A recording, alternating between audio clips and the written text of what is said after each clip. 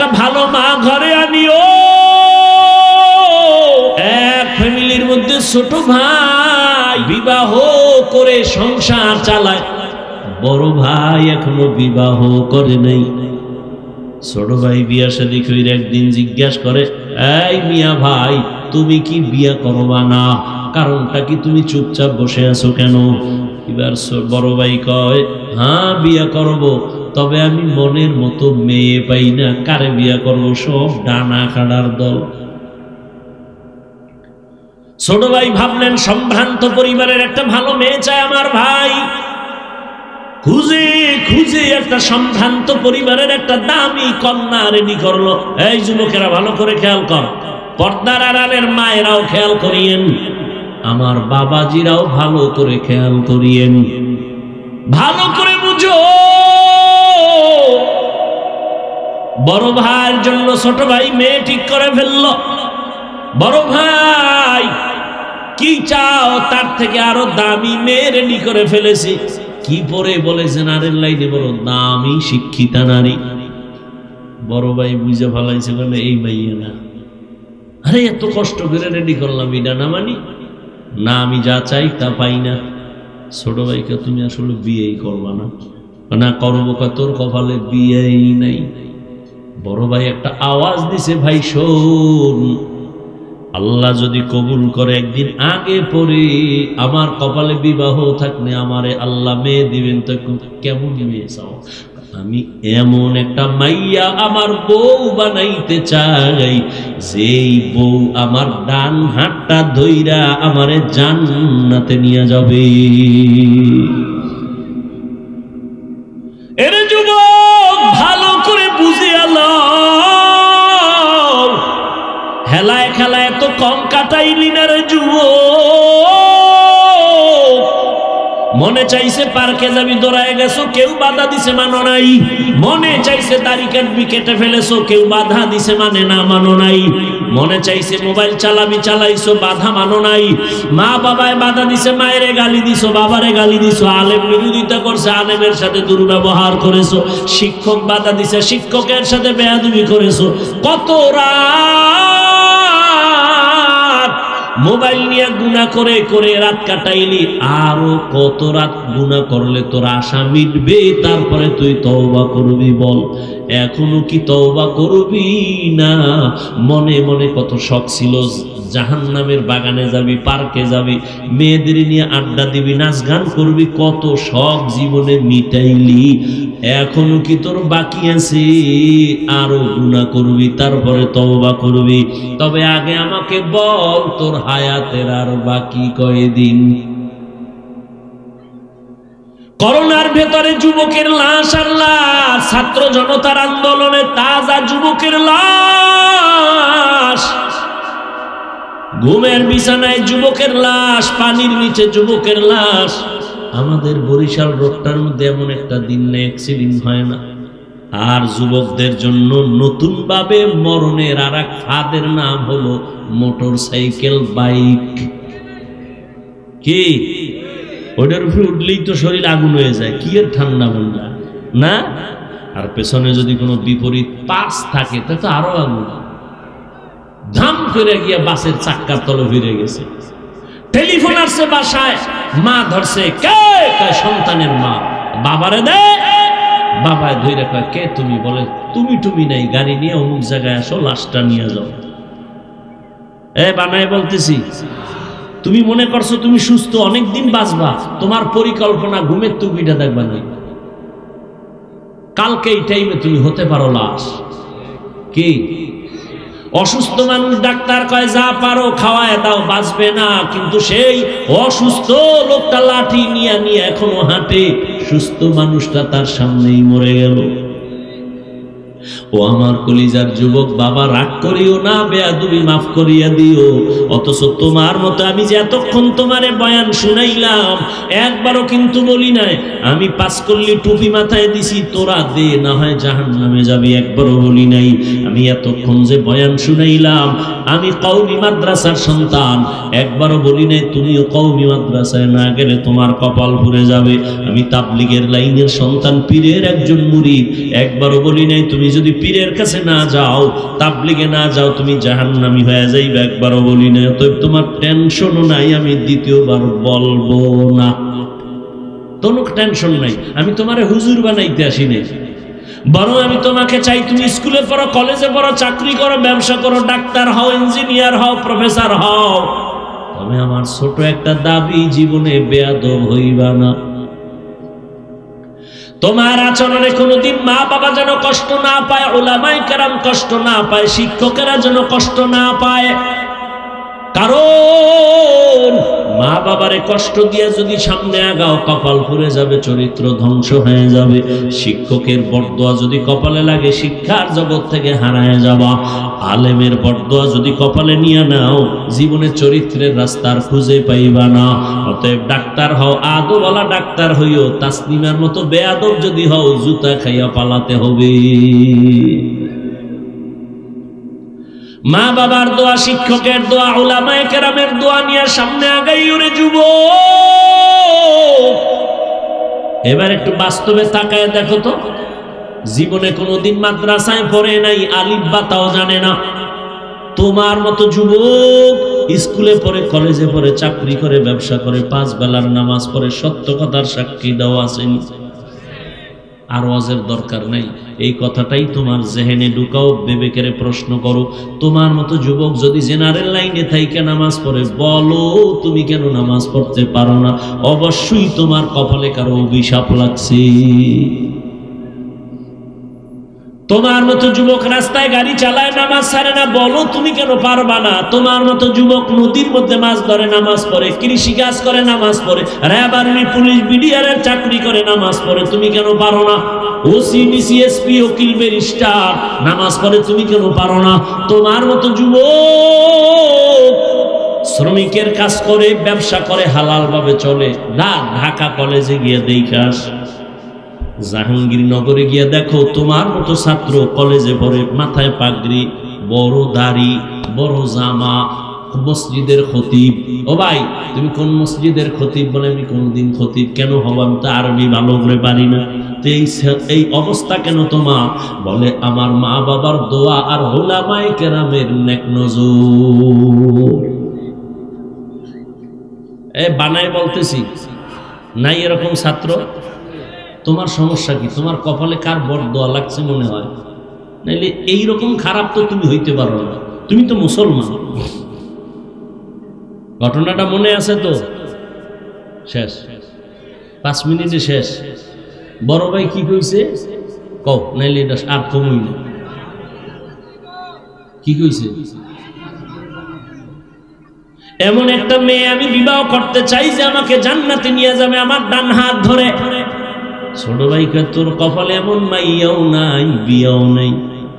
বড় ভাইকে আল্লাহ যদি কবুল করে সময় লাগবে না, ঠিকই কিছুদিনের মধ্যে খবর পার্শ্বে এক এলাকায় আল্লাহর ওলি আছেন। আগের দিন তো এখনো একটু কইমে গেছে, জৈনপুর থেকে আল্লাহওয়ালারা আইসা এলাকায় এলাকায় ঘুরতো না কি? আরে আগের দিন তো কই গেল বরকত। বড় বড় আল্লাহওয়ালা আমাদের জমিনের মধ্যে চরমনাই, সারসিনা সহ যারা আছে ফুরফুরা, এই আল্লাহওয়ালারা সপ্তাহে সপ্তাহ গিয়া গিয়া মুরিদের বাড়ি বাড়ি ঘুরতেন আর দাওয়াত দিতেন। এখন তো কইমে গেছে, এখন তো প্লেন, এখন তো অটো, দেখেন না বয়ানের আইয়া ডাইরেক্ট বমু, কোনো কায়েম নাই, সময় নাই। স্টেজে দিবি নাইলে গাড়ি ঘুরবো, বাস স্টেজ উঠছি আবার দৌড় শরীয়তপুরে। এখান থেকে গিয়া সেখানে বয়ান করতে হবে, কালকে মাগরিব পড়তে হবে চট্টগ্রাম, বাবার টাইম নেই। আর আগের আল্লাহওয়ালারা সপ্তাহে সপ্তাহ মানুষের এলাকায় থাকতেন, মসজিদে থাকতেন, মানুষজন আসতো দোয়া নিতে, ঠিক নেই? এলাকার পাশে একটা খবর, একজন আল্লাহর ওলি আছেন, ওখানে মসজিদে থাকেন, এলাকার মানুষের জন্য দোয়া করেন। ওই বড় ভাই খবর পাইয়া তিনি দোয়ার জন্য চলে গেল। ফজরের নামাজ ওখানে পড়িয়া আল্লাহর ওলির সাথে একান্তে কথা বললেন, হযরত আমার জন্য একটু দোয়া করবেন, আমি যেন আল্লাহর পথে চলতে পারি। হযরত বলে, এই বিয়ে করছনি? কয় না। কেন করো না? বলে মেয়ে পাই না। কেমন মেয়ে চাও? হুজুর দোয়া করবেন, আমি এমন একটা মেয়েকে আমার স্ত্রী বানাতে চাই যে আমার ডান হাত ধরে আমাকে জান্নাতের পথে নিয়ে যাবে। কথা কইতেছে কইতেছে হঠাৎ কইরা জানালার বাহির থেকে একটা সালাম আসছে। একটা মেয়ে কচি কণ্ঠে সালাম আসছে, সালাম হুজুর, আমি এলাকার একটা গরিবের সন্তান, আমি একটা কন্যা সন্তান, দোয়ার জন্য আসছি। আমার বাবা গরিব, আমার মার ফ্যামিলিও বড় গরিব। ও মা, আল্লাহর ওলি জিজ্ঞাসা করে পর্দার আড়াল থেকে, মা তোমার বয়স কত? এত বিবাহ হয়েছে নি? বলে না হুজুর, হয় নাই। কেন হয় না? এক তো আমি বড় গরিব, আমার বাবাও গরিব, তো আর একটা হলো আমি দুনিয়াতে ভালো কোনো সন্তান পাই না। কেমন সন্তান চাও? মেয়েটা ডাক দিয়ে কয়, হুজুর এমন একটা ছেলে আমার স্বামী বানাতে চাই, যেই ছেলেটা স্বামী হইয়া আমার হাত ধরে আমাকে জান্নাতের পথে নিয়ে যাবে। মিলছে নি? হ্যাঁ, মিলে গেছে। হুজুর তো বুঝা ভালাইছে, দুই সাইড থেকে মিলে গেছে। এই তুই কারে খুঁজে পেয়ে গেছিস? যুবক আল্লাহর শুকর আদায় করলেন, হুজুর আপনি যদি আমার বিবাহের বন্ধনকে সুন্দর করে দিয়ে দেন, আমি আল্লাহর শুকর আদায় করব। সংক্ষেপে বলে ফেললাম, বিবাহ হয়ে গেল। এবার স্বামী আর স্ত্রী দুইজন জীবন চালায়, ফুলের বাগানে চলতেছে। নামাজ আজান হয়ে গেছে, স্ত্রীর আগে স্বামী কয় নামাজে রেডি হও। আবার সুযোগ পেলে স্ত্রী বলে, স্বামী কথা বন্ধ, নামাজের জন্য রেডি হও। রাতের বেলা ঘুমানোর সময় ওযু করে করে ঘুমায়। ফজরের সময় স্ত্রী আগে সজাগ হলে স্বামীরে ডাক দেয়, উঠো। আবার স্বামী যদি সজাগ হয়, স্ত্রীকে ডাক দেয়, তাড়াতাড়ি উঠো, নামাজ আদায় করো। আর তাহাজ্জুদে কান্না করে, হে মালিক, জীবনের আশা সবই পূরণ করছো, এখন আমার জীবনের আর একটা আশা আছে, আমার আর স্বামীর স্ত্রীর নেককার সন্তান দেও, একটা তোমার খাস বান্দা তুমি আমাদের দান করো। দুইজনে যখন দোয়া শুরু করেছেন, গভীর রাতে আল্লাহর আদালতে দোয়া কবুল হয়ে গেল। ভালো একটা নেককার সন্তান তাদের গর্ভে চলে আসলো। যুবকেরা খেয়াল করিও, ভালো একটা সন্তান তাদের গর্ভে চলে আসলো। এবারে ইবাদত চলতেছে, কান্না চলতেছে, দোয়া চলতেছে। সন্তান যখন দুনিয়াতে আসে, দুনিয়াতে আসার পর এবার প্রথম কাজ হলো ডান কানে আজান দিবে, বাম কানে ইকামতের আওয়াজ দিবে। এবার আওয়াজ দেওয়াই হয়ে গেল সুন্নত অনুযায়ী। এবার দ্বিতীয় হাত, 7 দিন যখন হবে চুল ফালাবে, একটা সুন্দর নাম রাখবে। চুল ফালাইয়া নবীর তরিকে একটা সুন্দর নাম রাখছে। শেষে নামটা বলবো, বাসায় গিয়া নামটা খুঁজা ইতিহাস খুঁজা খুঁজা বের করবি। নাম রাখছে সুন্দর। এরপরে মা বাবার হক হলো সন্তানের আদব শিক্ষা দাও। আলা রাসূলুল্লাহি সাল্লাল্লাহু আলাইহি ওয়া আলিহি ওয়াসাল্লাম, মান গুলিদা লাহু ওয়ালাদুন ফালইউহসিন ইসমাহু ওয়া আদাবা, ফাইদা বালাগা ফালিউযাওবিজহু, ফাইন বালাগা ওয়া লাম ইউযাওবিজহু ফাআসাবা ইসমান ফাইন্নামা ইসমুহু আলা আবি। মা বাবার প্রথম সন্তানের আদব শিক্ষা দেও। দুনিয়াতে সবথেকে আদব শিক্ষা দিছে রহমতের নবীর আদর্শ। সন্তানটারে এবার আদব শিখাইয়া অল্প বয়সে যুবক বড় দামি হয়ে গেল, সুনাম অর্জিত হয়ে গেল। এই যুবকের এত পাওয়ার, মা বাবার দোয়া লাইগে গেছে কপালে। এই যুবক এখন যেখানে যায় সেখানে শুধু ইসলামের আওয়াজ, সুন্দর আওয়াজ, কালেমার পতাকার আওয়াজ। মিশরে গিয়া হাত দিছে, জালেম ধ্বংস হয়ে গেছে। বাইতুল মুকাদ্দাস আমাদের প্রথম কিবলা ইহুদি বেঈমানেরা দখল করেছে।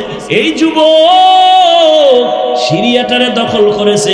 এই যুবক মিশর বিজয় করেছে। এই যুবক বাইতুল মুকাদ্দাসের জালিম থেকে মসজিদকে নিরাপদে নিয়ে আসছে।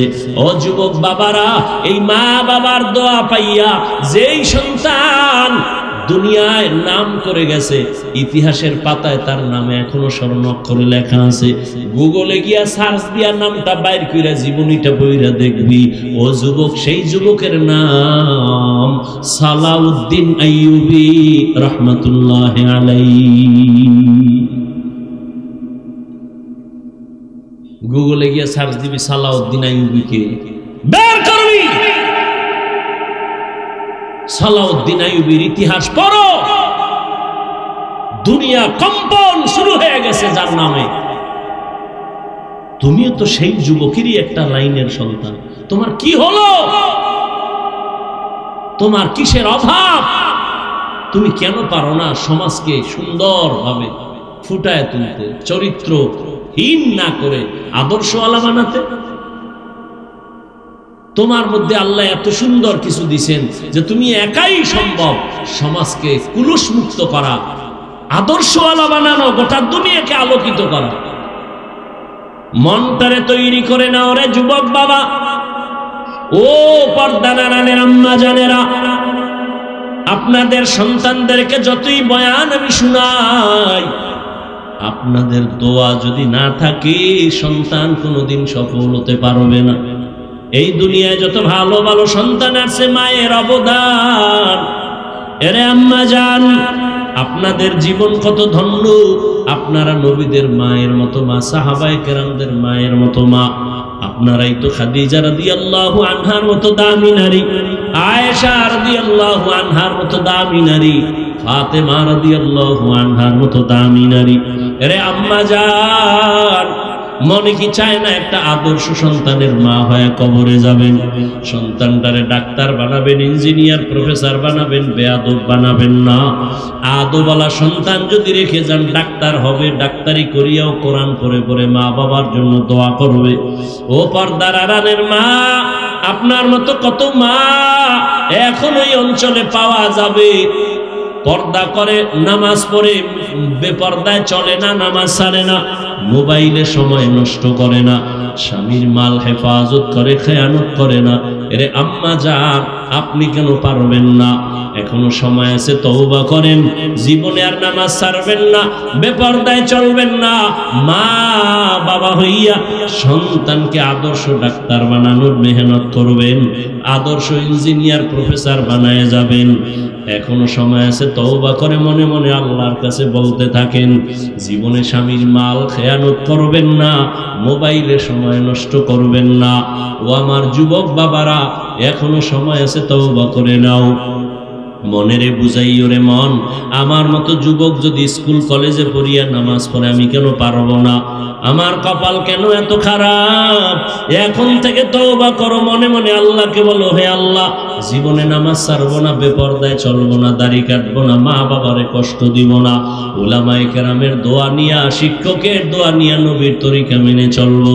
ও আমার বৃদ্ধ বাবাজিরা, আপনার মতো কত বুড়া মানুষ এখনো হাতে লাঠি নিয়ে মসজিদে গিয়া নামাজ আদায় করে, আপনারা কেন পারবেন না? এখন থেকে তওবা করে তৈরি হয়ে যান। আল্লাহ আজরাইল আসার আগে আমি তওবা করে তৈরি হয়ে যাব। কোন দিন মরণ হবে জানা নাই। আর নামাজ ছাড়বো না, বেপর্দায় চলবো না, মা বাবার দোয়া নিয়ে চলবো, শিক্ষকের দোয়া নিয়ে চলবো। আর কোনোদিন নামাজ ছাড়বো না, বেপর্দায় চলবো না, আল্লাহর নবীর তরিকার বাহিরে চলবো না। তওবা করার মতো যদি অন্তর তৈরি হয়, অন্তরে যদি কোনো মুনাফিকি না থাকে, যাদের অন্তরে তওবার খাঁটি নিয়ত আছে, খাঁটি তওবার নিয়তে দুটো হাত আল্লাহকে দেখাইয়া দাও। আয় আল্লাহ, হাতগুলো কবুল করে নেন, তওবা কবুল করে নেন। আয় আল্লাহ, তওবার উপরে মজবুত হইয়া আমাদেরকে চলার মতো তৌফিক দান করে দাও, আমিন। আলহামদুলিল্লাহ। তো নবী বললেন, সব উম্মত জান্নাতে যাবে, যারা আমাকে মানে না তারা যাবে না। সাহাবায়ে কেরাম বললেন, ইয়া রাসূলুল্লাহ, আপনাকে কারা মানে না, অস্বীকার করে, তারা কারা? রহমতের নবী বললেন, আমার অনুসরণ যিনি করবে তারা জান্নাতে যাবে, যারা বিরোধিতা করবে তারা জান্নাত পাবে না, জাহান্নামে যাবে। এখান থেকে আমরা কি শিক্ষা পেলাম এইটা বুঝাইতে গিয়ে দূর আসলাম যে অশুনা না, কিছু নিতে হবে। গুনাহ নিয়ে ঢুকছি, গুনাহ মুক্ত হয়ে বের হবে, এই নিয়ত নিয়া কয়দিন আর বাহাদুরি করবেন?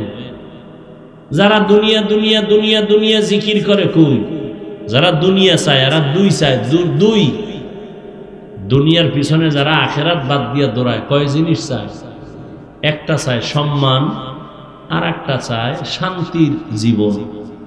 কিন্তু দেখেন তো প্রত্যেকটা দুনিয়াদারের সম্মানও নাই, শান্তির জীবনও। মাইয়ার জ্বালা, ফোলার জ্বালা, বউয়ের জ্বালা, বাইরের জ্বালা, ভেতরের জ্বালা, মামলা, উপর ঝামেলা, হামলা, এই ঝামেলা। এরপরে বিল্ডিং উঠেছে, লাভ কি? ঘুমাইতে পারে না, এখন বিল্ডিং থুয়ে জঙ্গলে ঘুমায়। একবার ফুলের মালা, ফাইনালে জুতার মালা। এই সম্মান দিয়ে কি লাভ হবে? আমি কি বানায় বলতেছি? এর সে তো খেরের ঘর ভালো। হ্যাঁ, মনে রাখবেন, শিক্ষা নেন। টাকা দিয়ে সম্মান কিনলে প্রথমে ফুলের মালা, ফাইনালে কি? যারা দুনিয়া দুনিয়া করো, কত উপরে উঠছো বলো তো? আর আমরা যারা আখেরাত আখেরাত করি, আমরা কত নিচে নামছি বলো তো? আল্লাহ হেদায়েত দান করুন। মান কানা ইউরিদুল আজিলাতা আজ্জালনা লাহু ফিহা মা নাশাউ লিমান নুরিদ সুম্মা জাআলনা লাহু জাহান্নাম ইয়াসলাহা মাযমুমান মাদহুরা। যে দুনিয়া চায় আল্লাহ তাকে দ্রুত দুনিয়া দিয়া দেয়, কিন্তু পরিণাম ফলে তার জন্য জাহান্নাম। আল্লাহর নবী বলেন, যারা আমার বিরোধিতা করবে তারা জাহান্নামে যাবে। এখান থেকে আমরা দুইটা সবক নিয়ে নেই। এ দুনিয়ায় যারা নবীর আদর্শ মানে না, তারা দুই দলে ভাগ হয়ে আছে। এক দল, বাংলায় অর্থ বলবো তারা বিদ্রোহী, আর এক দল হলো আগ্রহী। এক দল দরদি, আর এক দল বিরোধী। যারা নবী মানে না এরা কয় দল? এক দল আগ্রহী, আর এক দল। ধরে নেন, আমি বুঝাবার জন্য বলছি। এখানে আমি ডান দিক থেকে একটা যুবকেরা জিজ্ঞাসা করলাম, এই যুবক, নবীর আদর্শের দাড়ি রাখো না কেন, নামাজ পড়ো না কেন? যুবক কি বলে? হাফিজ ভাই, নামাজ দরকার, দাড়ি দরকার, পারি না, চেষ্টা করতেছি, দোয়া করবেন। কি বুঝলেন? বিদ্রোহী না আগ্রহী? অন্যদিকে আমি যদি বাম দিকের এক যুবকের জিজ্ঞাসা করি, বাবা নামাজ পড়ো না কেন, দাড়ি রাখো না কেন? আমার কথা শেষ না হতেই জবাব দেয়, না রাখলে অসুবিধা কি? এরকম বেয়াদব নাই? এ কি আগ্রহী না বিদ্রোহী? রহমতের নবীর আদর্শ মানার ক্ষেত্রে বিদ্রোহীর আর এক নাম হলো বেঈমান। খুব বুঝেন, কিন্তু আরো বুঝেন। একটা ছেলে দাড়ি রাখে না, তাকে গালি দেওয়া যাবে না। আগে বুঝতে হবে ওই যুবকটা কি আগ্রহী না বিদ্রোহী। একজনে নামাজ আদায় করে না, তাকে গালি দেয়া যাবে না। আগে বুঝতে হবে লোকটা কি আগ্রহী না বিদ্রোহী। আগ্রহী বান্দা মুমিন, বিদ্রোহী বান্দা বেঈমান। আরো স্পষ্ট করে বললাম, যারা নবীর আদর্শে দাড়ি রাখে না তাকে গালি দেওয়া যাবে না। আর একজনে দাড়ি পছন্দ করে না, তাকে ছাড় দেওয়া যাবে না। ব্যবধান আছে না? একজনে নামাজ পড়ে না, তাকে গালি দেয়া যাবে না। আর একজনে নামাজকে পছন্দ করে না, তাকে ছাড় দেয়া যাবে না। সুযোগ পেলেই জুতার বাড়ি দিতে হবে। ব্যবধানটা বুঝছেননি? তাহলে একজনে নামাজ পড়ে না, তারে গালি দেওয়া যাবে? আগে বুঝতে হবে সে আগ্রহী না বিদ্রোহী। আগ্রহীর নাম মুমিন, বিদ্রোহীর নাম বেঈমান। কত বড় আল্লাহর দুশ্মন যে নামাজ তো পড়েই না, দোয়া চাইবে, ভাই দোয়া কইরেন, চেষ্টা করব, উল্টা ধাক্কা দেয়, না পড়লে অসুবিধা কি? কত বড় নিকৃষ্ট বেয়াদব, চিন্তা করতে পারেন? আল্লাহ হেদায়েত দান করুন। এবার আসেন, হাদিস নিয়ে কিছু কথা বললাম, এবার সূরাটা নিয়ে আলোচনা করি। ওয়াল আসরি ইন্নাল ইনসানা লাফি খুসর। সূরাটা সকলের পরিচিত একটি সূরা। পর্দার আড়ালের মা বোনেরা এই সূরাটা কোরআন শরীফ পড়তে না জানলেও শুনতে শুনতে মুখস্থ হয়ে গেছে। সূরাটা ছোট কিন্তু পাওয়ার অনেক বড়। চার মাযহাবের চার ইমামের এক ইমাম হলেন ইমাম শাফিঈ রাহমাতুল্লাহি আলাইহি। তিনি বলেন, আমার আল্লাহ কোরআনে হাকিমের মধ্যে অনেকগুলো আয়াত নাজিল করেছেন। আম্মা জান আয়েশা রাদিয়াল্লাহু আনহার প্রসিদ্ধ বর্ণনা মতে কোরআনের আয়াত সংখ্যা হলো ৬৬৬৬। ইমাম শাফিঈ রাহমাতুল্লাহি আলাইহি বলেন, আল্লাহ পাক শুধুমাত্র ওয়াল আসরি সূরাটাই যদি দিতেন, আর অন্য কোন আয়াত যদি আল্লাহ অবতীর্ণ নাও করতেন, আর দুনিয়ার সব মানুষ যদি ওয়াল আসরে সূরাটার উপরে জীবন চালাইতো, বিনা হিসাবে জান্নাত পেয়ে যাইত। এবার বুঝেন সূরাটার পাওয়ার কত। সূরাটার শুরুতে রব্বে কারীম কসম করেছেন ওয়াল আসর, আসরের শফাত। ইন্নাল ইনসানা লাফি খুসর। আল্লাহ তাআলা সূরাটার শুরুতে আসরের শফাত করলেন। এই রকম এখানে না অনেক জায়গায় আমার আল্লাহ শপথ করে করে সূরা নাজিল করেছেন। ওয়াস সামাঈ যাতিল বুরুজ ওয়াল ইয়াউমিল মাউউদ ওয়া শাহিদিন ওয়া মাশহুদ ওয়াশ শামসি ওয়া দুহাহা ওয়াল কমারি ইযা তালাহা ওয়ান নাহারি ইযা জাল্লাহা ওয়াল লাইলি ইযা ইয়াগশাহা والتين والزيتون وطور سينين وهذا البلد الأمين। বারবার আল্লাহ শপথ করেছেন। আমরাও একে অন্যের সাথে কথা এক সময় এক পর্যায়ে মাঝে মাঝে কসম করি না? একজনের আমি একটা কথা বললাম, সে বলে কথাটা এমন না, আমি বললাম এমনই, কয় মানি না। আমি বললাম কসম মেনে নে, কসম খেয়ে বলছি, কয় হ্যাঁ এখন মানি। তাহলে আমরা যে কসম খাই, আমাদের কসমের কারণ হলো সন্দেহ দূর করা। ও রাজৈরের মুসলমান ও যুবক, জবান খুলে একটু জবাব দেও, আল্লাহর কোরআন সত্য নাকি মিথ্যা? দুনিয়ার সব মানুষ যদি আল্লাহর কোরআন মানে তাহলে সত্য, না না মানলেও সত্য। এই কালামে জিন্দা কোরআনে হাকিম হিকমতে উলায়া জালসতু কদিম। এই জায়গাটা খালি কেন? সামনে এত জায়গা খালি কেন? এই যদি ওদিক থেকে বরকত আয় তাহলে মাঝখানে আটকে যাইবে, আমরা ভাবো না। আর এদিক দিয়ে যদি বরকত শুরু হয় তাহলে ওদিকে ভাইব না, মাঝখানে জায়গা খালি। এই বুদ্ধি দিছে কে তোমাকে? এনে ওগুলা দিয়ে মানুষ বসাই ওঠে, এই বরকত নষ্ট হয়, বুঝাইতে পারি না। যার মনে যা চায়, ওই যে বললাম না, বেশি কিছু বললে বলবে বক্তা বাদ দাও, আমগো যা করি এটা বাদ দেওয়া যাবে না। এ কথা কেউ বলবে? বলেন তো। এই মাঝখানে এটা ফাঁকা কেন? এই কোনো বক্তা বলবে? বক্তা অস করতে আইসে, অস করে চলে যাবে, এত টেনশনের টাইম নেই। আর আমার তো মাথায় বাড়ি লেগে গেছে যে বরকত তো কমে যাব। আমার তো মাথার মধ্যে এটা ঢুকছে যে এত ফাঁকা তো রাখা যাবে না।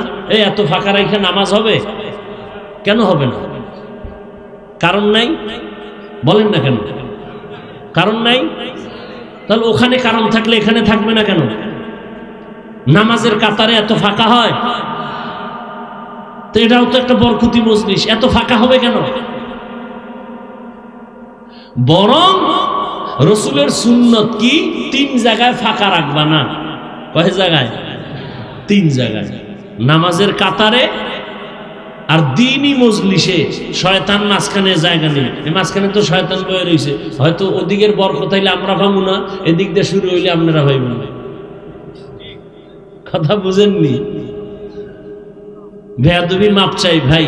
মুরব্বীরা আপনাদের দোয়া নিয়েই তো চলে, আমার তো আর এলেম কালাম কিচ্ছু নেই। তারপরও চাই যে আল্লাহর মহব্বত থেকে যেন আমরা কেউ বঞ্চিত না হই।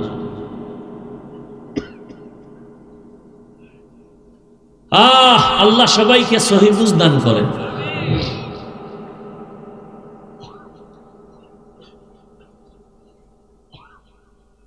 তো আল্লাহ পাক শপথ করলেন কেন? কোরআন তো সত্য, কেউ মানুক আর না মানুক, মানলেও সত্য না মানলেও সত্য, আল্লাহর কথা তো সবই সত্য।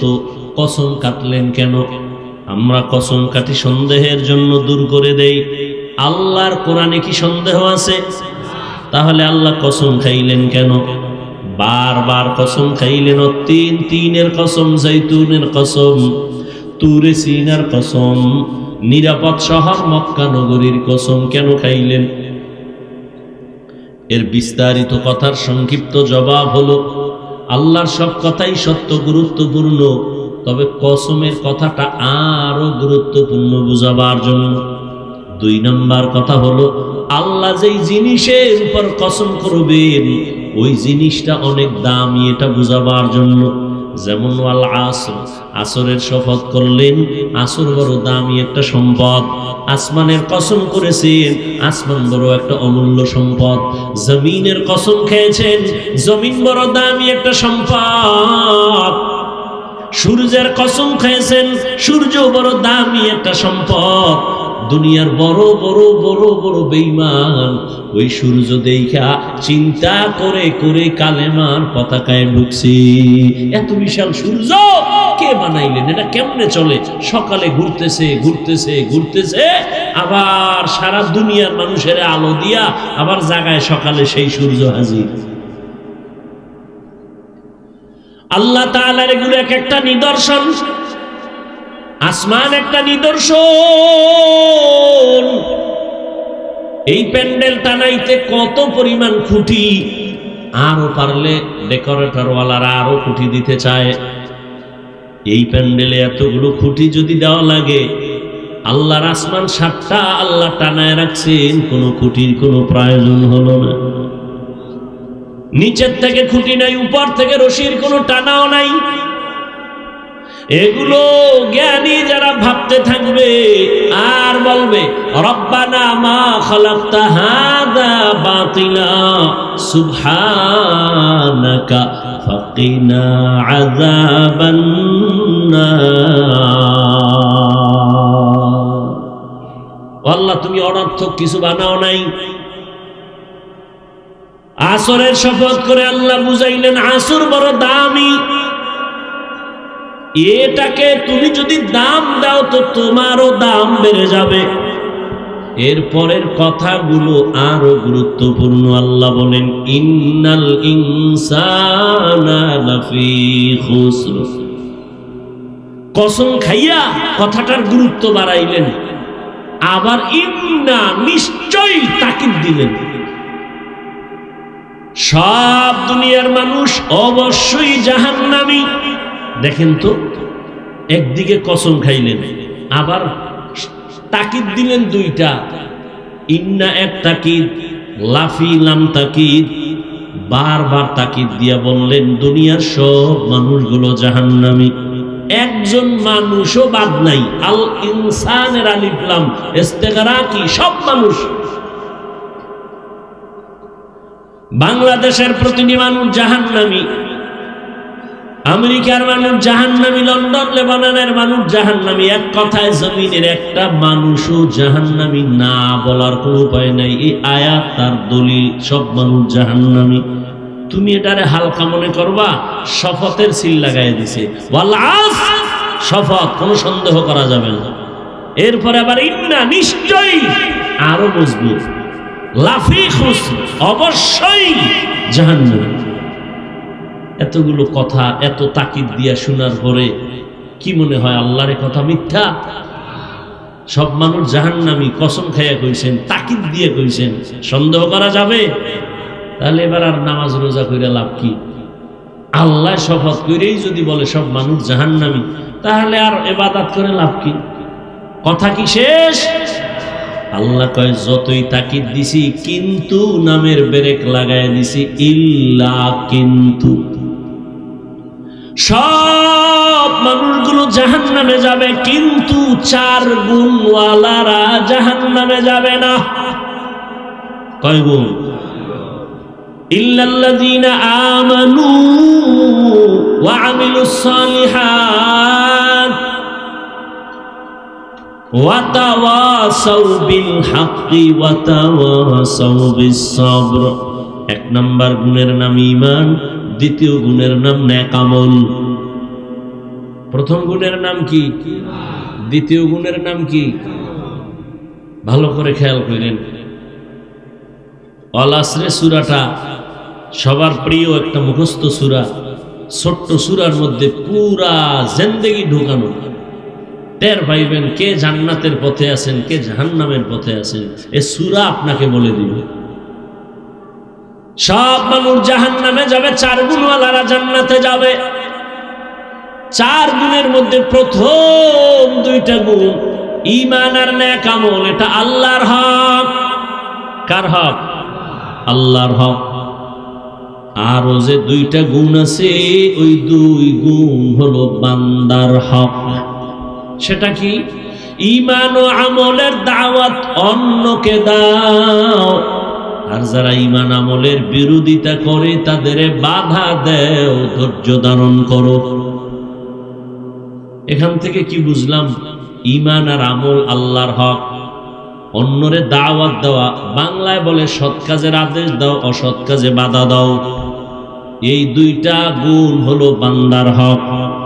আপনারা শুনছেন আগেও, আল্লাহর হক যদি বান্দা ত্রুটি করো আদায় করতে আল্লাহ ক্ষমা করে দিবেন, কিন্তু বান্দার হক বান্দা যদি ক্ষমা না দেয় আল্লাহ ক্ষমা দিবেন না। তাহলে যারা আমরা ঈমানওয়ালা আমলওয়ালা, আমাদের মাত্র আল্লাহর হক আদায়ের পথে আমরা আছি, ঈমান আছে আমল আছে, মাত্র আল্লাহর হক আদায়ের পথে আছি। কিন্তু জান্নাত পাওয়ার জন্য 4 গুণ লাগবে, আরো 2টা গুণ হলো বান্দার হক। ঈমান আমল আমি একা আনলে হবে না, অন্যরে দাওয়াত দেওয়া লাগবে। ঈমান আমলের দাওয়াত, যারা বিরোধিতা করবে বাধা দেওয়া লাগবে। অতএব যারা শুধু ঈমান আনছি, নেক আমল করি, জিকির করি, তাহাজ্জুদ পড়ি, পীরের কাছে যাই, তাবলীগে যাই, এখনো কিন্তু জান্নাত রেডি না। বান্দার হক আরো 2টা গুণ আছে, আদায় করছেন কিনা হিসাব মিলান। আল্লাহর হক আদায় যদি ত্রুটি থাকে আল্লাহ ক্ষমা দিবেন। বান্দার হক যদি ত্রুটি থাকে, বান্দা ক্ষমা না দিলে আল্লাহ দিবেন না। যেমন আমি শুরুতে একটু আওয়াজ দিছিলাম, এবার বলি, অন্যরে দাওয়াত দেওয়া, অন্যকে, অন্যের জবাব আল্লাহ কোরআনে বলেন, ইয়া আইয়ুহাল্লাযীনা আমানু কু আনফুসাকুম ওয়া আহলিকুম নারা ওয়াকুদুহান নাসু ওয়াল হিজারা আলাইহা মালাইকাতুন গিলাযুন শিদাদুন লা ইয়াসুনাল্লাহা মা আমারাহুম ওয়া ইয়াফআলুনা মা ইউমারুন।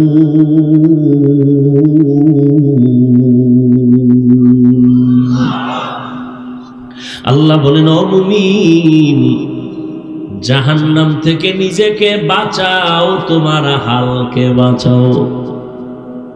প্রত্যেক মা বাবার জন্য আহাল তার সন্তান, স্বামীর জন্য আহাল তার স্ত্রী, শিক্ষকের জন্য আহাল তার ছাত্র, ইমাম ও খতিবের জন্য আহাল মসজিদের মুসল্লি, ওয়ার্ডের মানুষ, মেম্বরের আহাল, চেয়ারম্যানের আহাল, ইউনিয়নের মানুষ, সরকারের আহাল, গোটা দেশবাসী, ওলামায়ে কেরামের আহাল, গোটা দুনিয়ার মুসলমান উম্মত। মা বাবা জাহান্নাম থেকে নিজেকে বাঁচাবেন, তারপরের দায়িত্ব আপনার সন্তানের বাঁচাবেন। স্বামী, আপনি জাহান্নামের আগুন থেকে নিজেকে বাঁচাবেন, তারপরের দায়িত্ব স্ত্রীকে বাঁচাবেন। শিক্ষক, জাহান্নামের আগুন থেকে নিজেকে বাঁচাবেন, তারপরে দায়িত্ব আপনার আহাল ছাত্রকে জাহান্নামের আগুন থেকে বাঁচাবেন।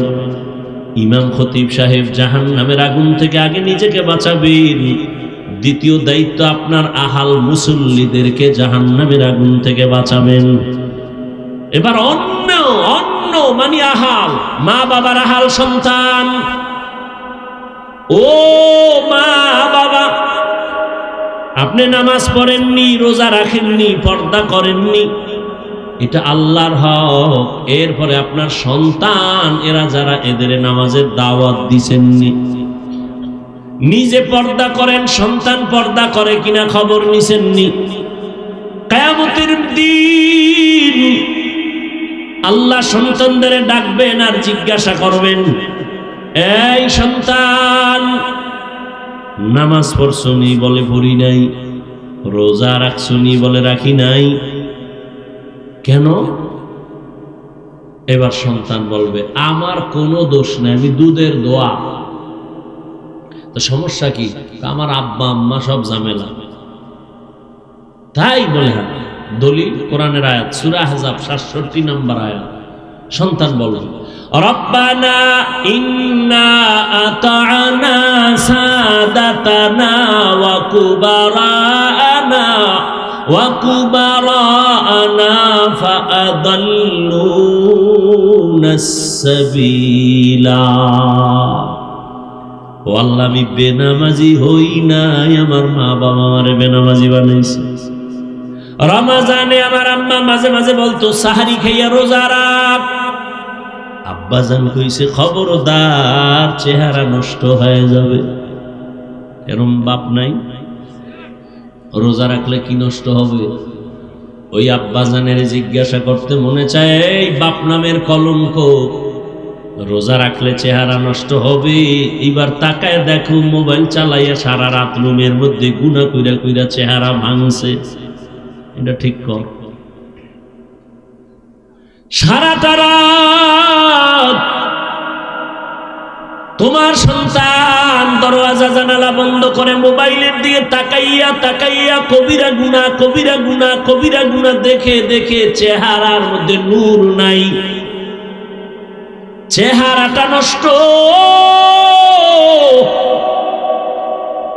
তোমার এই সন্তানের চেহারাটা ভালো বানাইবা কেমনে? বিয়ার আগেই চেহারাটা নষ্ট হয়ে গেল, যৌবনও শেষ, জীবনও শেষ। বাবায় বাধা দিলেও সন্তান মানবে না, কারণ যেই সময় বাধা দেওয়ার নিয়ম ছিল সেই সময় মা বাবায় আদর দিছে, আরো করো, সময় মতো বাধা দেয়। দুনিয়াটা উল্টে গেছে কেমনে জানেন? প্রত্যেক সন্তান মা বাবারে ভয় করবে, আর এখন উল্টা মা বাবা সন্তানের ভয় করে কখন পিডায়। প্রত্যেক ছাত্র শিক্ষকের ভয় করবে, কিন্তু এখন শিক্ষক ছাত্রকে ভয় করে কখন বেদবি করে ফেলে। লিকুল্লি শাইইন জিনাতুন ফিল ওয়ারা ওয়া জিনাতুল মারই তামামুল আদাবি। আজ খোদা কা হিমে তৌফিকে আদব বেআদব মাহরুম গাশত আজ ফজলে রা। ও পর্দার আড়ালের আম্মা জানেরা, ও আমার বৃদ্ধ বাবাজি, কিয়ামতের দিন সন্তান মা বাবার বিরুদ্ধে আল্লাহর আদালতে আরজি পেশ করবে, হে আল্লাহ, আমার মা বাবা নামাজের তালিম আমারে দেয় নাই, রোজার কথা বলে নাই, ওয়াজ মাহফিলে মাঝে মাঝে বাবায় যাইতো, আমারে দাওয়াত দেয় নাই, আমার আব্বাজান জুমার নামাজে যাইতো, কখনো জুমার নামাজে আমারে ডাকে নাই। এবার আল্লাহ কইব, ঠিক আছে, সব মাইনে নিলাম, তুই বাবার কারণে পড়ো নাই। আচ্ছা, তোরে না আমি একটা বিবেক দিছিলাম ভালো মন্দ যাচাই করা, কাহা দিছিলে? দেখো না কত সন্তান মা বাবা চায় না নামাজ পড়ুক, এরপরও মা বাবার কথা ডেঙ্গিয়ে গিয়ে নামাজ পড়ে নাই। তুই বললি না কেন, ভালোটা গ্রহণ করলি না কেন? সন্তান বলবে, আল্লাহ, এটা আমার বিবেকের সাথে অন্যায় করে ফেলেছি। কথা হলো, আমার তো এটা ইনসাফের আদালত, আজকে বিবেকের বিচার হবে। দাঁড়া, ইন্নাস সামআ ওয়াল বাসারা ওয়াল ফুআদ কুল্লু উলাইকা কানা আনহু মাসউলা। চোখের বিচার হবে, কানের বিচার হবে, দেমাগের বিচার হবে, বিবেকের বিচার হবে। আল্লাহ যখন এই কথাই বলছে, কি আছে? আল্লাহ যেই মা বাবার কারণে দাড়ি রাখতে পারি নাই, মা বাবার বয়ানের অভাবে নামাজি হতে পারি নাই, ও আল্লাহ আমার দাবি হইল আমারে যদি তুমি ফিডা একটা দেও, আমার মা বাবারে দুইটা দেওয়া লাগবে। আমারে যদি শাস্তি যা দেও, আমার মা বাবারে ডবল শাস্তি দেওয়া লাগবে। কোরআনের আয়াত, রব্বানা আতিহিম যিফাইনি মিনাল আযাব ওয়ালআনহুম লা'নান কাবীরা। সূরা আহজাব ৬৭ নম্বর আয়াত। মোবাইলে কোরআন শরীফ বাংলাটা ডাউনলোড কইরা সূরা আহজাবের ৬৭ নম্বর আয়াতে সার্চ দিয়া ব্যাখ্যা দেখবেন। কোরআন কিনার মতো তো আপনার কাছে টাকা নাই, জুতা কিনার টাকা আছে, অন্য অন্য সব কিনার টাকা আছে, মাওলার কোরআন কিনে যে ঘরে রাখবেন দেখবেন ওই কপাল নাই। ওই যে বললাম কপাল যদি পুড়ে যায়, আমি কেন রসুলের বয়ানও কপালে কালেমা আসে না, বলছি না? ভুলে গেছে। আর কপাল যদি খুলে তো রসুলকে জবাই করতে আসিয়াও কালেমাওয়ালা হয়ে যায়। ২৭ বছরের যুবক, কি নাম? নবীরে জবাই করতে এসে কালেমা বলছে। সেই ওমরের নাম শুনলে এখনো মানুষের অন্তরে কম্পন শুরু হয়ে যায়। কে সে ওমর? রহমতের নবী বলেন, লাউ কানা বাদি নবিয়্যুন লাকানা ওমর। আমার পরে যদি আল্লাহ নতুন কাউকে নবী বানাইতেন, আমার পরে নবী হতো আমার সাহাবী ওমর। অর্ধ দুনিয়া পরিচালনা করেন রাজনীতিবিদ একজন, শিক্ষক হযরত ওমর। দিনের বেলা বিচার করেন, রাতের বেলা জনগণের কি হালাত ঘুরা ঘুরা খবর নেই। সেই ওমর যে রাস্তায় চলে শয়তান ওই রাস্তায় চলে না, পালায় যায়। কেমন পাওয়ার আল্লাহ দান করেছেন। ওমর আসতেছে রাস্তা দিয়ে, একটা যুবক মদের বোতল নিয়ে আগাইতেছে। ওমরের দেখা কাঁপ শুরু হয়ে গেছে। ওমর তো কথার আগে তরবারি রেডি, ও আল্লাহ মাফ করে দাও, আর জীবনে মদ পান করবো না, ওমরের হাত থেকে আমারে বাঁচাও। ওমর আসতেছে, দৌড়াইতেও পারে না, লজ্জা দাঁড়ায় গেছে। ওমর আইসা, এই যুবক বোতলের মধ্যে কি? ও কাঁপা শুরু হয়ে গেছে। বোতলের মধ্যে তো মদ, দিতে চায় না।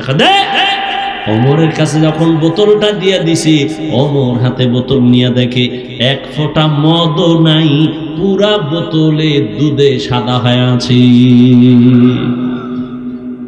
হরকে দারত খৌফে হক দরদিল মদম জান্নাতুল মাওয়া দেহদ উরা মাকাম। ঈমান আমলের দাওয়াত অন্যকে দাও, নিজে ঈমান আনো, নিজে আমল করো, তারপরে অন্যকে দাও। মা বাবার প্রথম দায়িত্ব নিজে নেক আমল করবেন, এরপরে সন্তানদেরকে আমলওয়ালা বানাবেন। এক বাবাই গিয়া, ওমরের আদালত তো আগুন আগুন, বাবাই গিয়া বিচার দিছে, আমার ছেলে হক আদায় করে না। ওমর কয়, আপনার কথায় বিচার হবে না, বাদী পাইছি, বিবাদী কই? ছেলেরে হাজির করা হলো। ছেলের কাই কার আদালত টের পাইছো নি? কয় পাইছি, খলিফাতুল মুসলিমিন। তুই বাবার হক আদায় করো না কেন? কয় খলিফাতুল মুসলিমিন কথা ঠিক, আমার একটু কথা বলার সুযোগ আছে? আছে। কি? আমার বাবার পক্ষ থেকে কি আমার উপরে কোনো হক নাই? ওমর বলে, আছে তো। জানতে পারি? হ্যাঁ জানতে পারো। কি হক খলিফাতুল মুসলিমিন? এক নম্বর হক হলো তোমার বাবা একটা ভালো মা ঘরে আনবে, এটা এক নম্বর কাম। ভালো ফল খেতে চাইলে ভালো গাছ লাগাও, ভালো সন্তান যদি পেতে চাও ভালো মা ঘরে নাও। ভালো মা কই পাইবা? রমনা পার্কে যায় দেখো ডানা কাটা ভুড়ি ঘরে নিয়ে আসো, ডানা কাটা ভুড়ি।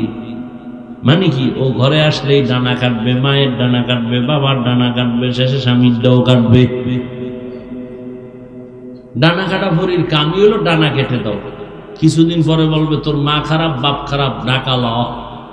ঢাকা যায় আলাদা ফ্ল্যাট লইয়া কিছুদিন আউলা জাউলা জিন্দিগি চালায় বলবে তোর ডানাও খারাপ, হিজরত করলাম, থাক তুই একা। ভালো একটা মা ঘরে আনো। এরে পর্দার আড়ালের আম্মা জান, 5 মিনিট একটা কেচ্ছা শুনাইতে চাই, শুনবেন নি? শুনবেন? ঘুম আসতেছে আপনাদের না? যদি কেউ কয় ঘুমাম, পৃথিবীর শ্রেষ্ঠ মিথ্যাবাদী সে। বাঙালি রাতে ঘুমায় না, সারাটা রাত মোবাইলের হক আদায় করে। বউয়ের হক আদায় করে না, সন্তানের হক আদায় করে না। কিসের হক আদায় করে? মোবাইলের হক। এক সূরায় কয় যদি আল্লাহ উসিলায় মাফ করে। সারাটা রাত মোবাইল আর মোবাইলে গুনাহ গুনাহ গুনাহ, ঘরটার মধ্যে শুধু গুনাহ চলে। বাইসে গেছো মুহাম্মদের উম্মত হইয়া, না হয় রাতের ঘুমের মধ্যেই উঠা দেখতি চেহারাটা শুকর হয়ে গেছে, কুত্তার মতো হয়ে গেছে, শুধু মুহাম্মদের উম্মত হওয়ার কারণে বেঁচে গেলাম। অন্য নবীর উম্মতেরা গুনাহ করলে ঘুমের মধ্যে চেহারা পাল্টায় যাইত। তার থেকে গুনাহ তো তোমরা কম করো না, কিন্তু চেহারা কেন পাল্টায় না? রহমতের নবীর আমরা উম্মত, আর আমার আল্লাহ আমার নবীর এত মোহাব্বত করতেন। মুসা নবী আল্লাহর বন্ধু, ঈসা নবী আল্লাহর বন্ধু, আমার নবী আল্লাহর বন্ধু, সব নবী আল্লাহর বন্ধু। তবে সব নবীরা আমার আল্লাহর আশিক, আর আমার আল্লাহ হলেন মুহাম্মদের আশিক। ইমামুল আউয়ালিন আল আখিরিন, বহরে সদকা রাহমাতাল লিল আলামিন, সাইয়্যিদুল কাউনাইন খাতমুল মুরসালিন, আখিরামত বুদে ফখরুল আউয়ালিন। এরে আল্লাহর বান্দারা, একটা ভালো মা ঘরে আনিও।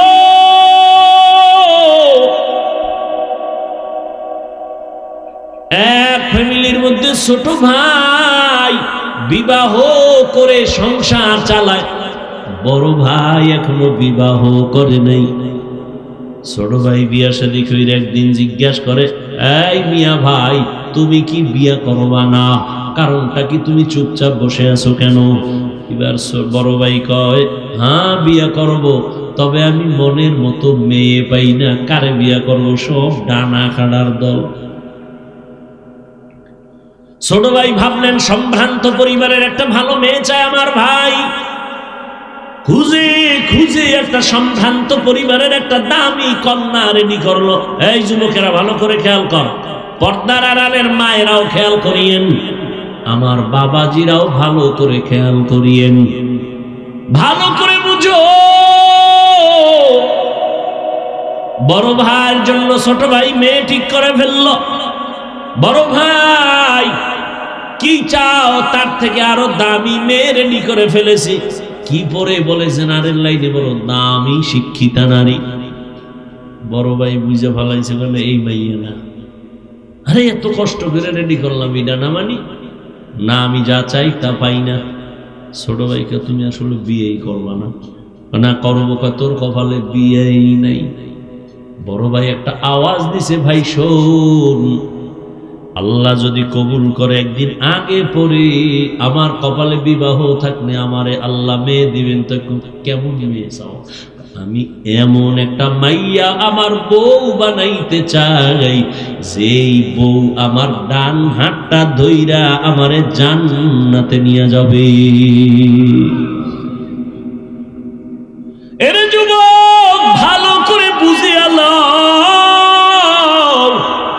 হেলায় খেলায় তো কম কাটাইলি না রে যুবক। মনে চাইছে পার্কে যাবি, দৌড়ায় গেছো, কেউ বাধা দিছে, মানো নাই। মনে চাইছে দাড়ি কাটবি, কেটে ফেলেছো, কেউ বাধা দিছে, মানে না, মানো নাই। মনে চাইছে মোবাইল চালাবি, চালাইছো, বাধা মানো নাই। মা বাবায় বাধা দিছে, মায়েরে গালি দিছো, বাবারে গালি দিছো। আলেম বিরোধিতা করছে, আলেমের সাথে দুর্ব্যবহার করেছো।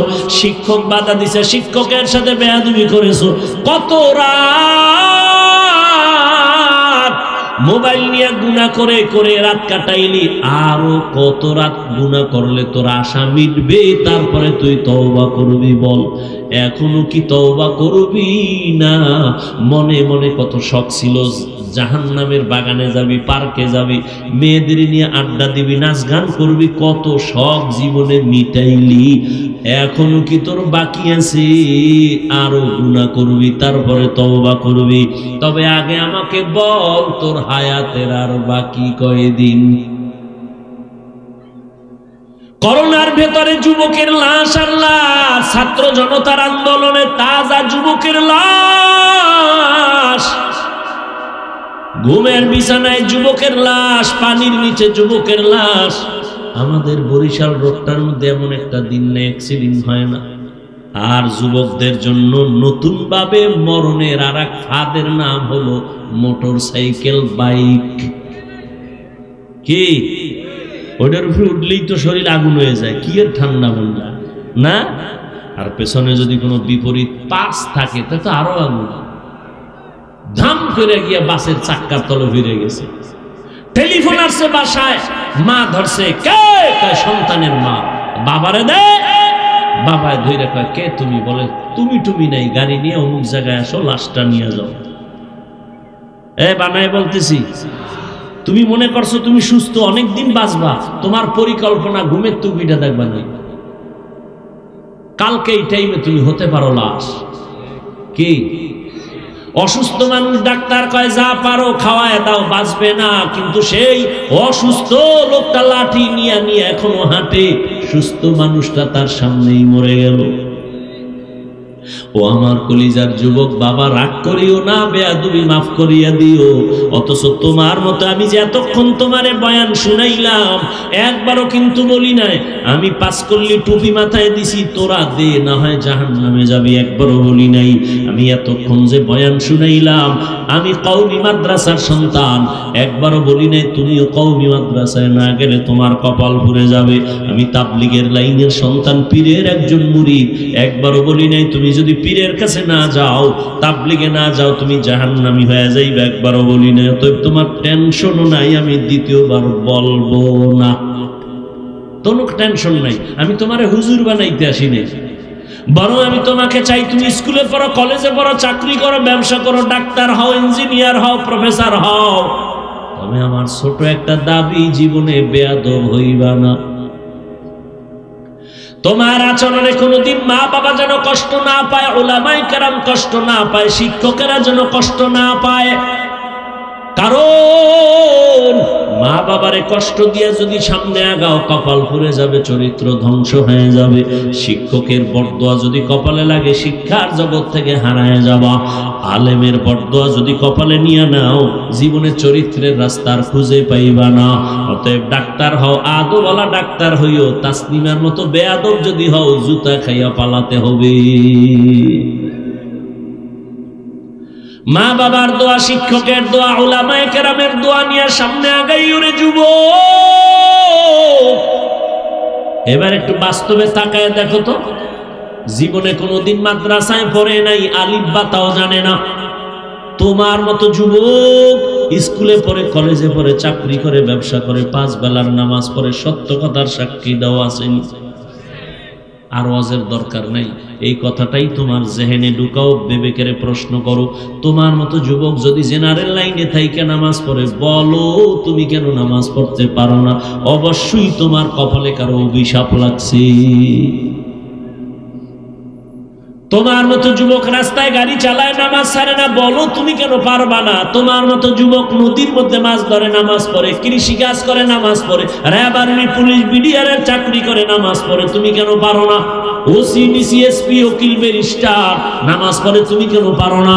তোমার মতো যুবক শ্রমিকের কাজ করে, ব্যবসা করে, হালাল ভাবে চলে না, ঢাকা কলেজে গিয়ে দেখাস, জাহাঙ্গীরনগরে গিয়ে দেখো তোমার মতো ছাত্র কলেজে পড়ে, মাথায় পাগড়ি, বড় দাড়ি, বড় জামা, মসজিদের খতিব।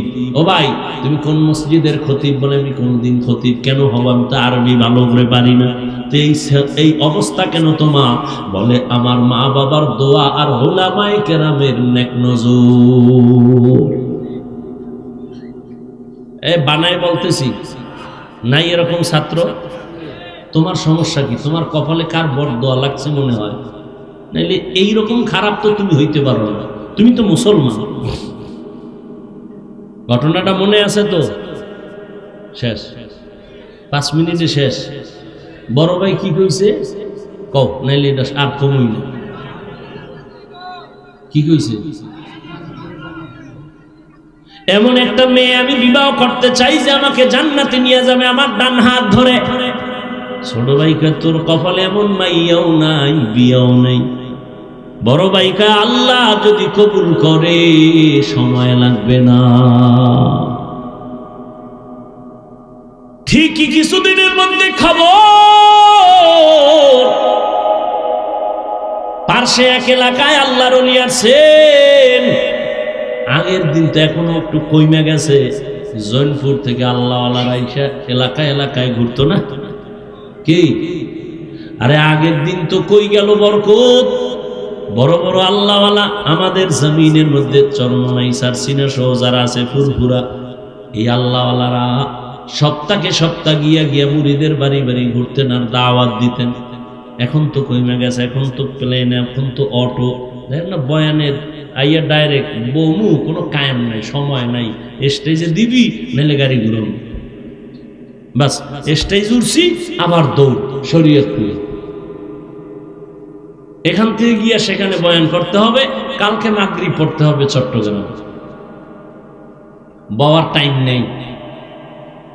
আর আগের আল্লাহওয়ালারা সপ্তাহে সপ্তাহ মানুষের এলাকায় থাকতেন, মসজিদে থাকতেন, মানুষজন আসতো দোয়া নিতে, ঠিক নেই? এলাকার পাশে একটা খবর, একজন আল্লাহর ওলি আছেন, ওখানে মসজিদে থাকেন, এলাকার মানুষের জন্য দোয়া করেন। ওই বড় ভাই খবর পাইয়া তিনি দোয়ার জন্য চলে গেল। ফজরের নামাজ ওখানে পড়িয়া আল্লাহর ওলির সাথে একান্তে কথা বললেন, হযরত আমার জন্য একটু দোয়া করবেন, আমি যেন আল্লাহর পথে চলতে পারি। হযরত বলে এই বিয়া করছনি? কয় না। কেন করো না? বলে মেয়ে পাই না। কেমন মেয়ে চাও? হুজুর দোয়া করবেন, আমি এমন একটা মেয়েকে আমার স্ত্রী বানাতে চাই যে আমার ডান হাত ধরে আমাকে জান্নাতের পথে নিয়ে যাবে। কথা কইতেছে কইতেছে হঠাৎ কইরা জানালার বাহির থেকে একটা সালাম আসছে, একটা মেয়ে কচি কণ্ঠে সালাম আসছে, সালাম হুজুর, আমি এলাকার একটা গরিবের সন্তান, আমি একটা কন্যা সন্তান, দোয়ার জন্য আসছি। আমার বাবা গরিব, আমার মার ফ্যামিলিও বড় গরিব। ও মা, আল্লাহর ওলি জিজ্ঞাসা করে পর্দার আড়াল থেকে, মা তোমার বয়স কত? এত বিবাহ হয়েছে নি? বলে না হুজুর হয় নাই। কেন হয় না? এক তো আমি বড় গরিব, আমার বাবাও গরিব, তো আর একটা হলো আমি দুনিয়াতে ভালো কোনো সন্তান পাই না। কেমন সন্তান চাও? মেয়েটা ডাক দিয়ে কয় হুজুর এমন একটা ছেলে আমার স্বামী বানাতে চাই, যেই ছেলেটা স্বামী হইয়া আমার হাত ধরে আমাকে জান্নাতের পথে নিয়ে যাবে। মিলছে নি? হ্যাঁ মিলে গেছে। হুজুর তো বুঝা ভালাইছে, দুই সাইড থেকে মিলে গেছে। এই তুই কারে খুঁজে পেয়ে গেছে? যুবক আল্লাহর শুকর আদায় করলেন, হুজুর আপনি যদি আমার বিবাহের বন্ধনকে সুন্দর করে দিয়ে দেন আমি আল্লাহর শুকর আদায় করব। সংক্ষেপে বলে ফেললাম, বিবাহ হয়ে গেল। এবার স্বামী আর স্ত্রী দুইজন জীবন চালায়, ফুলের বাগানে চলতেছে। নামাজ আজান হয়ে গেছে, স্ত্রীর আগে স্বামী কয় নামাজে রেডি হও। আবার সুযোগ পেলে স্ত্রী বলে স্বামী কথা বন্ধ, নামাজের জন্য রেডি হও। রাতের বেলা ঘুমানোর সময় ওযু করে করে ঘুমায়। ফজরের সময় স্ত্রী আগে সজাগ হলে স্বামীরে ডাক দেয় উঠো। আবার স্বামী যদি সজাগ হয় স্ত্রীকে ডাক দেয় তাড়াতাড়ি উঠো, নামাজ আদায় করো। আর তাহাজ্জুদে কান্না করে, হে মালিক জীবনের আশা সবই পূরণ করছো, এখন আমার জীবনের আর একটা আশা আছে, আমার স্বামীর স্ত্রীর নেককার সন্তান দেও, একটা তোমার খাস বান্দা তুমি আমাদের দান করো। দুইজনে যখন দোয়া শুরু করেছেন, গভীর রাতে আল্লাহর আদালতে দোয়া কবুল হয়ে গেল। ভালো একটা নেককার সন্তান তাদের গর্ভে চলে আসলো। যুবকেরা খেয়াল করিও, ভালো একটা সন্তান তাদের গর্ভে চলে আসলো। এবারে ইবাদত চলতেছে, কান্না চলতেছে, দোয়া চলতেছে। সন্তান যখন দুনিয়াতে আসে, দুনিয়াতে আসার পর এবার প্রথম কাজ হলো ডান কানে আজান দিবে, বাম কানে ইকামতের আওয়াজ দিবে। এবার আওয়াজ দেওয়াই হয়ে গেল সুন্নত অনুযায়ী। এবার দ্বিতীয় হাত, 7 দিন যখন হবে চুল ফালাবে, একটা সুন্দর নাম রাখবে। চুল ফালাইয়া নবীর তরিকে একটা সুন্দর নাম রাখছে। শেষে নামটা বলবো, বাসায় গিয়া নামটা খুঁজা ইতিহাস খুঁজা বের করবি। নাম রাখছে সুন্দর। এরপরে মা বাবার হক হলো সন্তানের আদব শিক্ষা দাও। আলা রাসূলুল্লাহি সাল্লাল্লাহু আলাইহি ওয়া আলিহি ওয়াসাল্লাম, মান গুলিদা লাহু ওয়ালাদুন ফালইউহসিন ইসমাহু ওয়া আদাবা, ফাইদা বালাগা ফালিউযাওবিজহু, ফাইন বালাগা ওয়া লাম ইউযাওবিজহু ফাআসাবা ইসমান ফাইন্নামা ইসমুহু আলা আবি। মা বাবার প্রথম সন্তানের আদব শিক্ষা দেও। দুনিয়াতে সবথেকে আদব শিক্ষা দিছে রহমতের নবীর আদর্শ। সন্তানটারে এবার আদব শিখাইয়া অল্প বয়সে যুবক বড় দামি হয়ে গেল, সুনাম অর্জিত হয়ে গেল। এই যুবকের এত পাওয়ার, মা বাবার দোয়া লাইগে গেছে কপালে। এই যুবক এখন যেখানে যায় সেখানে শুধু ইসলামের আওয়াজ, সুন্দর আওয়াজ, কালেমার পতাকার আওয়াজ। মিশরে গিয়া হাত দিছে, জালেম ধ্বংস হয়ে গেছে। বাইতুল মুকাদ্দাস আমাদের প্রথম কিবলা ইহুদি বেঈমানেরা দখল করেছে। এই যুবক সিরিয়াটারে দখল করেছে। এই যুবক মিশর বিজয় করেছে। এই যুবক বাইতুল মুকাদ্দাসের জালিম থেকে মসজিদকে নিরাপদে নিয়ে আসছে। ও যুবক বাবারা, এই মা বাবার দোয়া পাইয়া যেই সন্তান দুনিয়ায় নাম করে গেছে, ইতিহাসের পাতায় তার নামে এখনো স্বর্ণাক্ষরে লেখা আছে। গুগলে গিয়া সার্চ দিয়া নামটা বাইর কইরা জীবনীটা বইরা দেখবি। ও যুবক, সেই যুবকের নাম সালাউদ্দিন আইয়ুবী রাহমাতুল্লাহি আলাইহি। গুগলে গিয়া সার্চ দিবি সালাউদ্দিন আইয়ুবীকে, বের করবি। সালাউদ্দিন আইয়ুবীর ইতিহাস পড়ো, দুনিয়া কম্পন শুরু হয়ে গেছে যার নামে। তুমিও তো সেই যুবকেরই একটা লাইনের সন্তান। তোমার কি হলো? তোমার কিসের অভাব? তুমি কেন পারো না সমাজকে সুন্দরভাবে ফুটায় তুলতে, চরিত্রহীন না করে আদর্শওয়ালা বানাতে? তোমার মধ্যে আল্লাহ এত সুন্দর কিছু দিছেন যে তুমি একাই সম্ভব সমাজকে কুলুষ মুক্ত করা, আদর্শওয়ালা বানানো, গোটা দুনিয়াকে আলোকিত করা। মনটারে তৈরি করে নাও রে যুবক বাবা। ও পর্দা নারানের আম্মা জানেরা, আপনাদের সন্তানদেরকে যতই বয়ান আমি শুনাই, আপনাদের দোয়া যদি না থাকে সন্তান কোনোদিন সফল হতে পারবে না। এই দুনিয়ায় যত ভালো ভালো সন্তান আছে, মায়ের অবদান। এরে আম্মা জান, আপনাদের জীবন কত ধন্য। আপনারা নবীদের মায়ের মতো মা, সাহাবায়ে কেরামদের মায়ের মতো মা। আপনারাই তো খাদিজা রাদিয়াল্লাহু আনহার মতো দামি নারী, আয়েশা রাদিয়াল্লাহু আনহার মতো দামি নারী, ফাতেমা রাদিয়াল্লাহু আনহার মতো দামি নারী। এরে আম্মা জান, মনে কি চায় না একটা আদর্শ সন্তানের মা হয়ে কবরে যাবেন? সন্তানটারে ডাক্তার বানাবেন, ইঞ্জিনিয়ার, প্রফেসর বানাবেন, বেয়াদব বানাবেন না। আদবওয়ালা সন্তান যদি রেখে যান, ডাক্তার হবে, ডাক্তারি করিয়াও কোরআন পড়ে পড়ে মা বাবার জন্য দোয়া করবে। ও পর্দার আড়ালের মা, আপনার মতো কত মা এখন ওই অঞ্চলে পাওয়া যাবে। পর্দা করে, নামাজ পড়ে, বেপর্দায় চলে না, নামাজ ছাড়ে না, মোবাইলে সময় নষ্ট করে না, স্বামীর মাল হেফাজত করে, খেয়ানত করে না। এরে আম্মা জান, আপনি কেন পারবেন না? এখনো সময় আছে, তওবা করেন। জীবনে আর নামাজ ছাড়বেন না, বেপরদায় চলবেন না। মা বাবা হইয়া সন্তানকে আদর্শ ডাক্তার বানানোর মেহনত করবেন, আদর্শ ইঞ্জিনিয়ার প্রফেসর বানায় যাবেন। এখনো সময় আছে, তওবা করে মনে মনে আল্লাহর কাছে বলতে থাকেন। জীবনে স্বামীর মাল খেয়ানত করবেন না, মোবাইলে সময় নষ্ট করবেন না। ও আমার যুবক বাবারা, এখনো সময় আছে, তওবা করে নাও। মনেরে বুঝাইও রে মন, আমার মতো যুবক যদি স্কুল কলেজে পড়িয়া নামাজ পড়ে আমি কেন পারবো না? আমার কপাল কেন এত খারাপ? এখন থেকে তওবা করো, মনে মনে আল্লাহকে বলো, হে আল্লাহ, জীবনে নামাজ ছাড়বো না, বেপরদায় চলবো না, দাড়ি কাটবো না, মা বাবারে কষ্ট দিব না।